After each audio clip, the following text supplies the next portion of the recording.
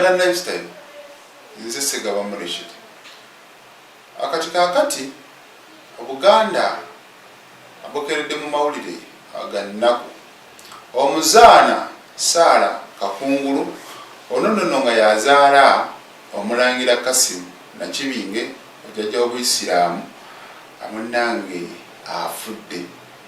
Kati ono agavayo galaga nti bagenda kubeera nga bamusalira sala janaza awo ekibuli kale gusinze ayisa abasajja twakuumye bubi.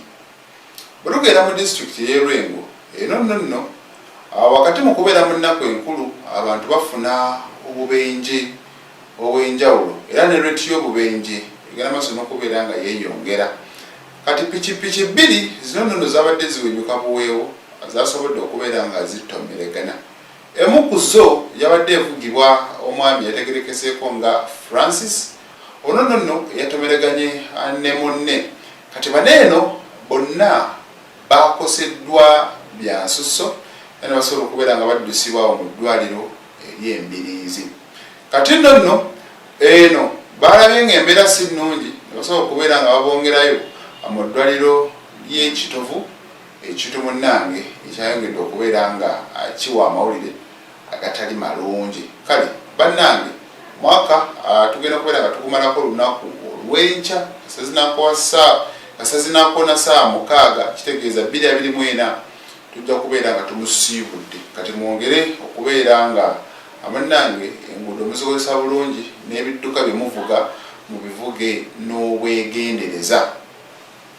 Bwe tugendeko mu ggwanga erya United Arab Emirates eno abantu abali mu mitwalo 2.5 nga bannayuganda be bagenda maaso n'okubeera nga basattira tebamanyi ki kye bagenda kubeera nga bazzaako.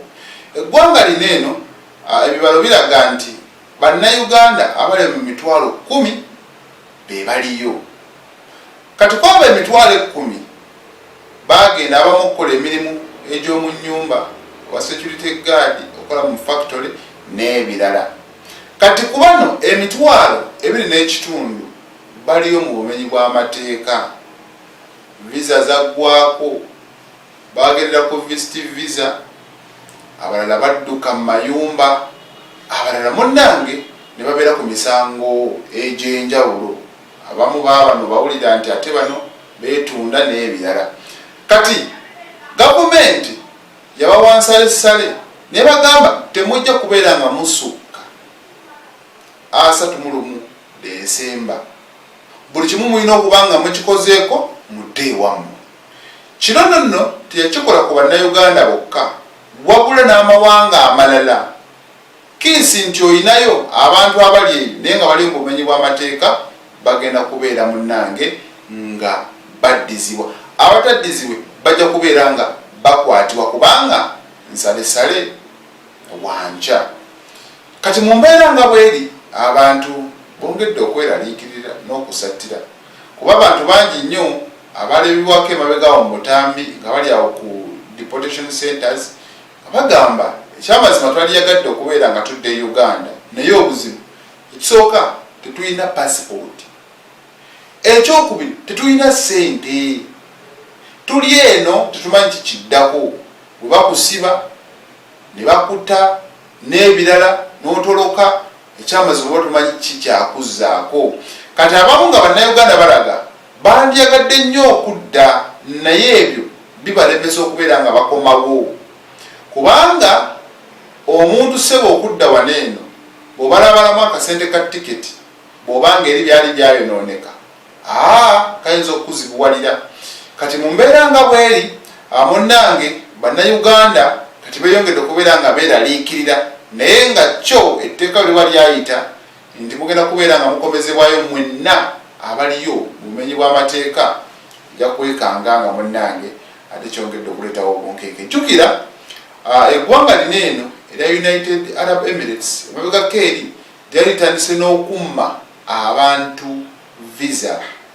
Gwe bw'ogamba nti nze ngenda eno kulambula ngenda kukola bweti ng'abantu bava mu mavisa era ne bongera okubeera nga bateekawo obukwakkulizo gwayagala okuwa visa ya UAE laga ati no bwe ngenda kumalayo katugeze weeks 2 ngenda kusula mu hotel bweti muntu bwati yeyampise era ngenda tukira byonna byonna olina okuva e Uganda ng'omaze okubisasulira hotel gy'ogenda osasula nga wagibukinze dda n'abagenda okupinga ku airport nga bwe bali n'ebirala nga information abo abantu gye baali beetaaga lwansonga nti bannayuganda bangi nnyo n'abantu mawanga amalala baali bagenze mu ggwanga eryo ne batandika okukolayo emize egitali mirungi ne batandika okubeera mu bumenyi bw'amateeka oli yeefula mbu ate agenze kulambula ate nayitiraawo n'akola myaka 2 myaka 3 myaka 4 ng'ali eyo abantu ne bagenda maaso n'okubeera nga benyigira mu bwamalaaya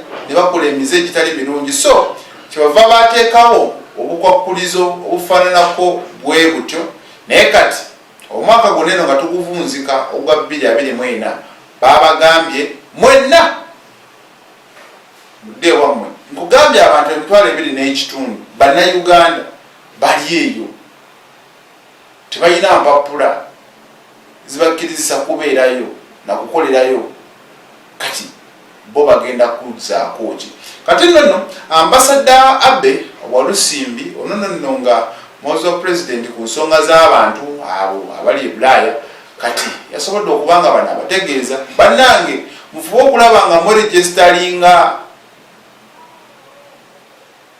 bano abasajja bali serious mwekolamu omulimu tusobole okubeera nga tubategeera vaayo gaya bannange nze ndi wano ne wano naye siina sereza tiketi siina passport siina kino na kino basobole okulaba nga munnange babayamba kale ebewe bityo webiri katusabire bannaffe mwenna abagenda eyo okunoonya akawogo ate Katonda asobole okubeera nga abakomyawo nga muli balamu bulungi kubanga kino we kinaayita ojja kwekanga nga ate basobola okukola ebikwekweto ne bagenda maaso n'okubeera nga babakwata ne babateeka emabega g'emitayimbwa ekintu ekitali kirungi byebyo nzisiga Wamurishi ng'otawanyizibwa obulwadde obwa ulcers, pressure, sukaali kosa naawe ayagala okusala mu sayizi oba omugejjo nga gukusumbuwa osobola oyita ku 070 906 688 52